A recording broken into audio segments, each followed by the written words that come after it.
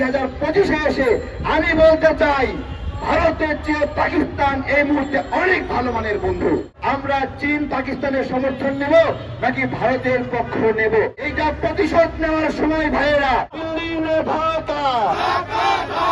ভারতীয় আগ্রাসন, ভারতের দালালেরা, ভারতের দালালেরা। আজকে আমরা পররাষ্ট্র মন্ত্রণালয়ের গেটে দাঁড়িয়েছি যে তোমরা কি স্বার্থে বাংলাদেশি নাগরিক হত্যা করার পরেও কোন ধরনের নিন্দা প্রতিবাদ জ্ঞাপন করলা না।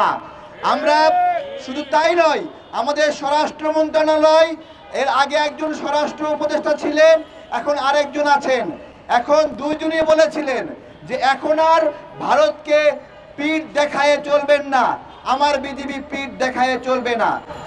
কথা হলো এই এপ্রিল মাসে 4 জন নাগরিককে হত্যা করা হলো, তোমরা পিঠ দেখিয়েছো নাকি মুখ দেখিয়েছো? প্রশ্ন করছি। সুন্দর সুন্দর কথা বলে মানুষকে মোহিত রাখে, মানুষকে মোহগ্রস্ত রাখে, এসব সুন্দর কথা আপনারা বলছেন, কিন্তু মানুষকে তো মরতে হচ্ছে। মানুষকে মরতে হচ্ছে না। ইন্ডিয়ান বিএসএফ বলে তারা আত্মরক্ষার্থে গুলি করেছে। আমার কথা, এ পর্যন্ত গত 10 বছরে 27 জন শিশুকে তারা গুলি করে হত্যা করেছে। এই শিশুগুলো, এই যে স্বর্ণদাস, সেও কি ইন্ডিয়ান বিএসএফ কে প্রতিরোধ করতে গিয়েছিল? সেখানে তাকে হত্যা করা হলো। ফেলানি দাস, জীর্ণ শীর্ণ একটা মেয়ে, কাজ করে খায়, বিয়ে দিবে বাবা, ওই বিয়ের জন্য দেশে আসছে, তাকে মেরে কাঁটাতারে ঝুলায় রাখলো। সেও কি ইন্ডিয়ান বিএসএফ কে প্রতিরোধ করতে গিয়েছিল? সেও কি মাদক ব্যবসা করতে গিয়েছিল? প্রিয় ভাইয়েরা, বাংলাদেশ বিশ্বের একমাত্র সীমান্ত যেখানে বিরামহীন ভাবে বছরের পরে বছর ইন্ডিয়ান বিএসএফ আমাদেরকে গুলি করে হত্যা করছে। আমাদের আফসোস, আমাদেরও একটা সীমান্তরক্ষী বাহিনী আছে ভাই, সেইটা কোনোদিন তাদের কাছে আমরা বন্দুক দিয়েছি, গুলি দিয়েছি। এই বিজিবির ভাইয়েরা মাসের পর মাস তোমাদেরকে বেতন দিচ্ছি আমরা আমাদের কষ্টের টাকা দিয়ে। আরে একটা ভিক্ষুক সেও তোমাদেরকে ভ্যাটের টাকা দেয়। একটা ছোট বাচ্চা চকলেট কেনার সময় 15% ভ্যাট দেয়, সেই টাকা দিয়ে তোমার বেতন হয়। বিজিবির এই অস্ত্র, এই গুলি কি কারণে আমরা জিজ্ঞাসা করছি। আমরা তোমাদেরকে আর বেতন দিতে বাধ্য নয় যদি ওই বন্দুক, ওই গুলি, ওই অস্ত্র আমাদের কোনো কাজে না লাগে। এই বিজিবি গণঅভ্যুত্থানের মধ্যে বাংলাদেশের ভিতরে ঢুকে বাংলাদেশের নাগরিককে হত্যা করেছে, গুলি করেছে, হাই রেঞ্জের গুলি করেছে। এই বিজিবির একটা গুলি ইন্ডিয়ান বিএসএফ এর বিরুদ্ধে কাজে লাগলো না ভাই।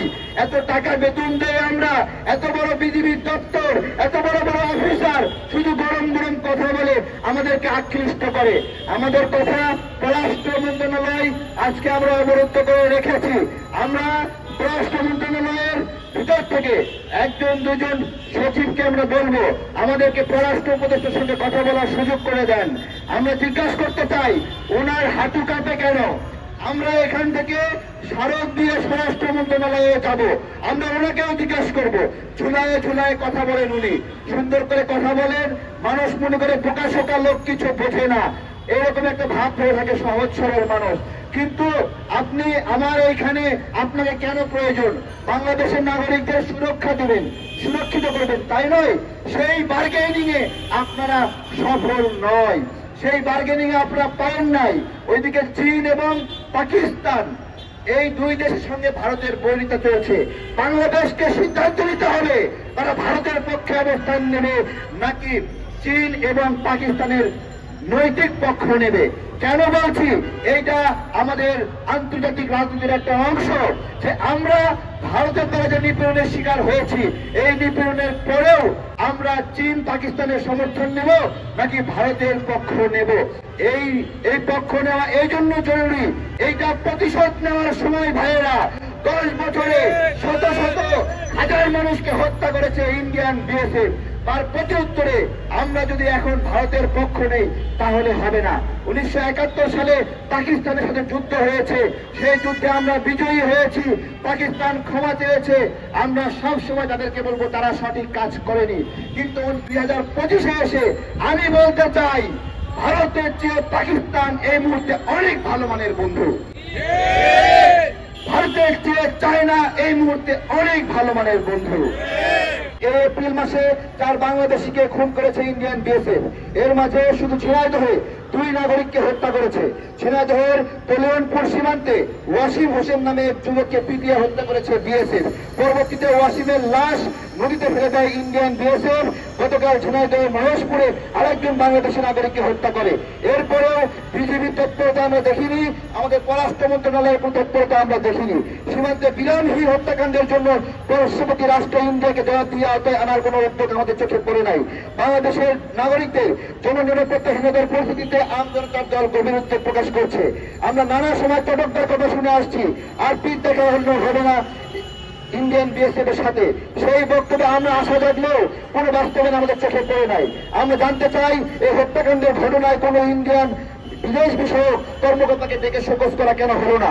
আমরা দেখেছি ভারতে বাংলাদেশের নাগরিকদেরকে আটক করে হয়রানি করা হচ্ছে, বাংলাদেশের নাগরিকদেরকে। আমরা পররাষ্ট্র মন্ত্রণালয় এবং স্বরাষ্ট্র মন্ত্রণালয়কে যৌথভাবে আলোচনা করে ব্যবস্থা নেওয়ার অনুরোধ করছি, যাতে করে এই বাংলাদেশে বিরাজমান অবস্থান করা অবৈধ ইন্ডিয়ান নাগরিককে গ্রেফতার করে এখান থেকে বের করে দেওয়া সম্ভব হয়। আমরা দ্রুত চাই 7 দিনের মধ্যে সকল অবৈধ ইন্ডিয়ান নাগরিককে আটক করতে হবে এবং বের করে দিতে হবে, যেভাবে ইন্ডিয়ানরা এটা করছে। সবাই একমত?